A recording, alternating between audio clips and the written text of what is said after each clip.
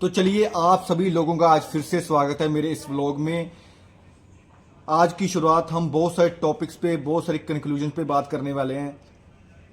बहुत सारे मेरे भाई बहन इंडिया से भी कंफ्यूज हैं और क्रोएशिया में जो बैठे हैं वो भी कंफ्यूज हैं कि यार क्या किया जाए। कुछ तो कंफ्यूज इसलिए कि वीज़ा नहीं लग रहे, परमिट नहीं आ रहे। कुछ कंफ्यूज इसलिए कि क्रोएशिया तो पहुंच गए हैं, टीआरसी कार्ड ही मिल गया है। कईयों के पास टीआरसी कार्ड भी नहीं है, तो क्या करें, क्रोएशिया से कहाँ जाएं, किस कंट्री में जाएं, मूव हों। तो आज इन टॉपिक्स पे बात होगी।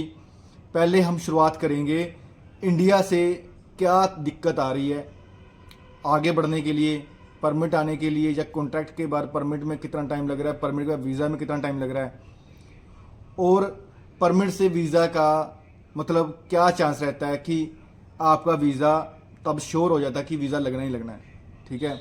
और जब आप क्रोएशिया पहुंच जाते हो तो आपके पास कंपनी तो मिल जाती है, बट कंपनी में कंपनी के नज़रिए से आप उतने कैपेबल नहीं हो जितने आप कैपेबल होने चाहिए।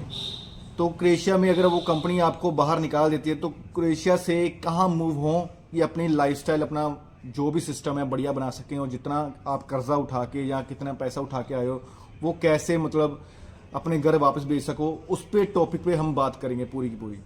तो चलिए शुरुआत करते हैं। जब इंडिया में आप हो तो किसी भी कंपनी में पेपर्स लगाते हो, ठीक है, या तो वो इंटरव्यू बेस्ड होते हैं या तो नॉन इंटरव्यू बेस्ड होते हैं। Construction company, bike rider, hotel, किसी भी काम में लगा रहे हो तो बस आप एक चीज़ चेक कर लेना, ओनली वन चीज़, कि कंपनी वॉल क्रोएशिया, क्रोम पे जाना, कंपनी वॉल क्रोएशिया पे जाके अपनी कंपनी चेक कर लेना कि कंपनी का जो स्टेटस है नेगेटिव तो नहीं है। जो आपको ऑफर लेटर मिला है उस पर कंपनी का नाम होता है, उसका सिंपली तौर पे आपने क्रोम पे जाना है। आप लिखिए, कॉपी पे लिख लीजिए, क्रोम पे जाके, गूगल क्रोम पे कंपनी वॉल क्रोएशिया ये भर लेना है, और अपनी कंपनी, वहाँ पे सर्च बार आएगा, वहाँ पे अपनी कंपनी का फुल नेम भर देना है, ठीक है, जो भी वहाँ पे लिखा होगा, ठीक है। तो उसको जब आप सर्च करोगे तो आपकी कंपनी ऊपर खुल के आ जाएगी। तो कंपनी आप जैसे ही वहाँ पे ओपन करोगे तो आपकी कंपनी का पूरा बायोडाटा, कंपनी का ओनर नेम, सब कुछ खुल के आ जाएगा वहाँ पे। तो वहाँ पे जाके आप अपनी कंपनी का बायोडाटा चेक कर लोगे।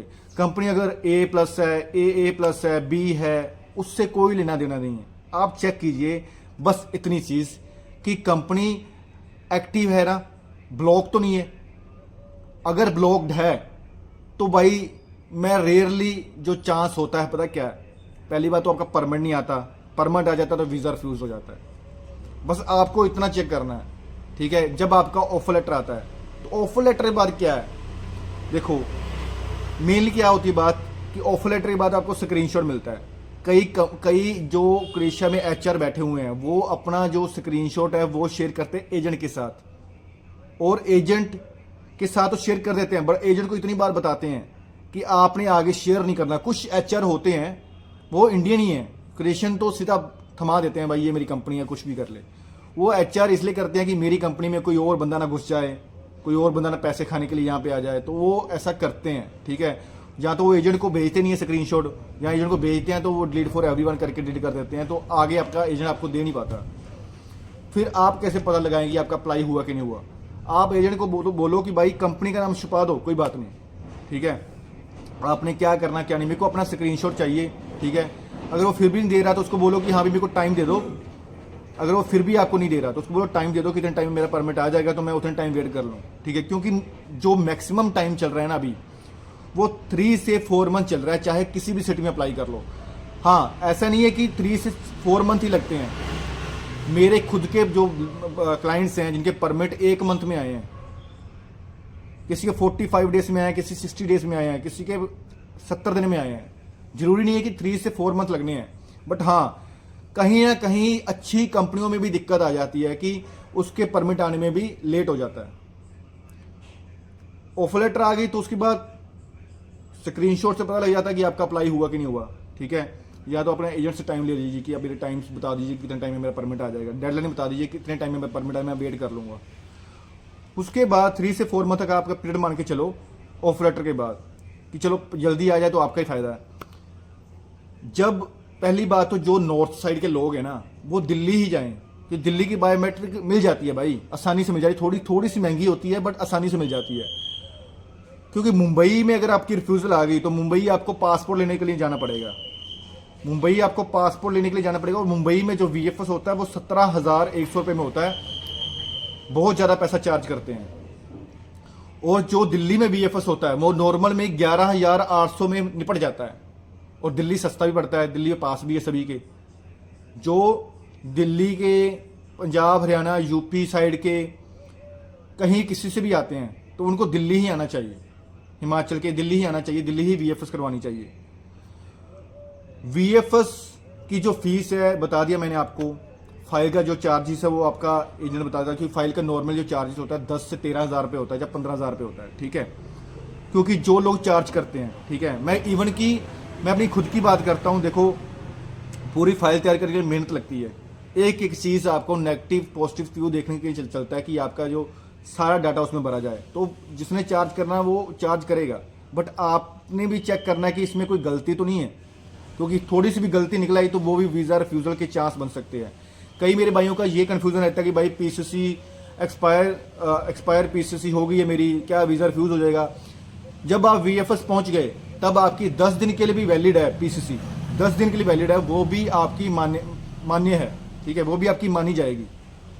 आपने PCC लगा दी, उसके बाद एक्सपायर होगी, कोई बात नहीं, उससे कोई फर्क नहीं पड़ता। फर्क पता किससे पड़ता है? आपकी कंपनी पे। चलो मान लो कि आपका VFS हो गया, आपका VFS हुए को 70 से 80 दिन हो गए, कहीं तो 45 दिन में वीज़ा लग जाते हैं, कहीं तो 1 मंथ में वीज़ा लग जाते हैं, चलो वो अलग बात है। 80 दिन हो गया, 80 दिन के बाद क्रोएशियन एम्बेसी, जो वीज़ा की जो एप्लीकेशन सेंटर ऑफ इंडिया है, जो वीज़ा की सारी फाइलिंग करती है, वो आपके जो डी वीज़ा फॉर्म पे कॉन्टैक्ट नंबर लिखा होता है आपके एम्प्लॉयर का, उसको बाय कॉल करती है, उसको कॉल करके पूछती है कि ये बंदा है, ये बायोडाटा है, इस काम के लिए आ रहा है, आपको क्या नीड है इस बंदे की। क्रोएशियन एम्बेसी आपके एम्प्लॉयर को फ़ोन करती है। अगर आपका एम्प्लॉयर येस करता है कि मेरे को इस बंदे की नीड है, तो डेफिनेटली आपका वीज़ा 100 से क्या 200% आपका वीज़ा लगना ही लगना है। अगर मान लो कि 10 फाइलें हैं तो उसने 2 फाइलों के लिए बोल दिया कि यार मेरे को ये और ये बंदे नहीं चाहिए, बाकी के 8 बंदे चाहिए, तो उसकी दोनों की रिफ्यूज़ल आ जाती है। ये सब कुछ बाद में एम्प्लॉयर पर डिपेंड करता है, वेरिफिकेशन कॉल पे डिपेंड करता है। जब वेरिफिकेशन कॉल आ जाती है तब मिनिमम मान के चलो 10 दिन में आपका वीज़ा लग जाता है, 10 दिन में, 10 दिन से पहले ही लग जाता है।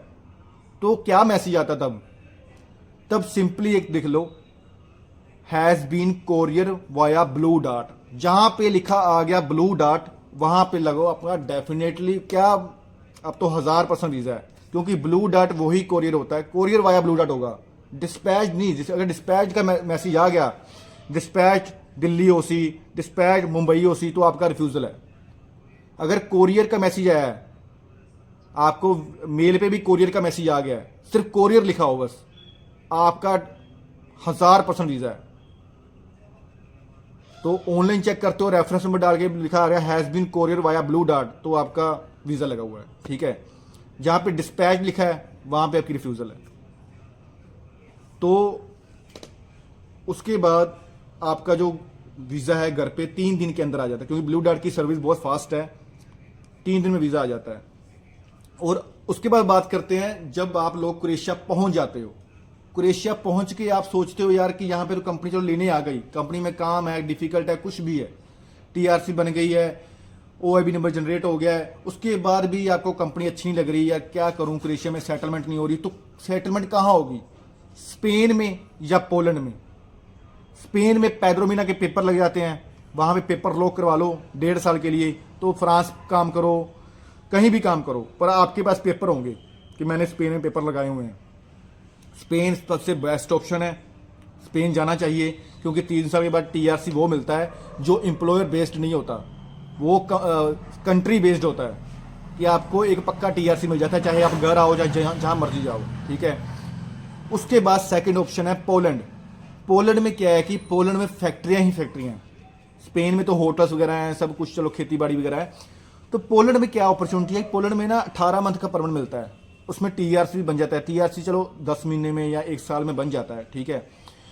18 मंथ का कॉन्ट्रैक्ट होता है किसी भी कंपनी के साथ। वहाँ पे मिनिमम सैलरी 900 है, मैक्सिमम सैलरी वहाँ पे 1500 है, ठीक है। वो क्वालिफिकेशन के हिसाब से होता है, कोई इंजीनियर है, कोई ग्रेजुएशन है, कोई ग्रेजुएट है, कोई 10वीं 12वीं वाला है, कोई ECR है ना, वो स्किल्ड बेस्ड या मतलब कह लो कि फ्रेशर बेस्ड सैलरी होती है। अकोमोडेशन कहीं भी इंक्लूड नहीं होती है। अकोमोडेशन का आपको 600-700 जलोटी पर मंथ देना ही पड़ेगा, ठीक है। तो क्या होता है कि वहाँ पे बेनिफिट क्या है, एक तो आपको कंपनी निकालती नहीं है जब तक आप ना निकलना चाहो। एक तो वैसे क्रोएशिया जैसा काम भी नहीं है कि आपके ऊपर एम्प्लॉयर बैठा हुआ है बोल रहा है ये करो वो करो वो करो, ऐसा कुछ नहीं है, ठीक है। हाँ, काम करना पड़ता है, काम करोगे तभी पैसा मिलेगा, है ना। वहाँ पे क्या कि वहाँ पे वेयर हाउस का, कार मैन्युफैक्चरिंग कंपनी का, फूड फैक्ट्री का, चिकन मीट फैक्ट्री का, सब काम मिल जाते हैं वहाँ पे। DHL का, कोरियर सर्विस का, स्कैनिंग का, पैकिंग का, क्योंकि फैक्ट्रियाँ ही फैक्ट्रियाँ हैं यार वहाँ पे। पोजनैन में फैक्ट्रियाँ हैं।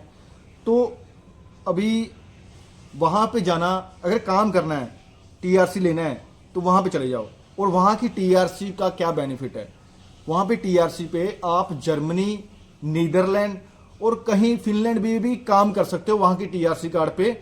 और उस TRC कार्ड को देख के अगर कोई आप जाते हो तो आपको आसानी से जॉब दे देता है, क्योंकि पोलैंड का TRC कार्ड बहुत मजबूत होता है। जैसे स्पेन का TRC कार्ड पहले नंबर पे है, तो मान के चलिए दूसरे नंबर पे पोलैंड का TRC कार्ड आता है, इतना मजबूत होता है। और आपको कोई पुलिस वाला पकड़ भी लेता है तो वो आपकी पोलैंड की TRC देखेगा, आप चाहे जितने मर्जी काम कर रहे हो, वो आपको देखेगा कि हाँ वैलिड है, चलो छोड़ो, ठीक है।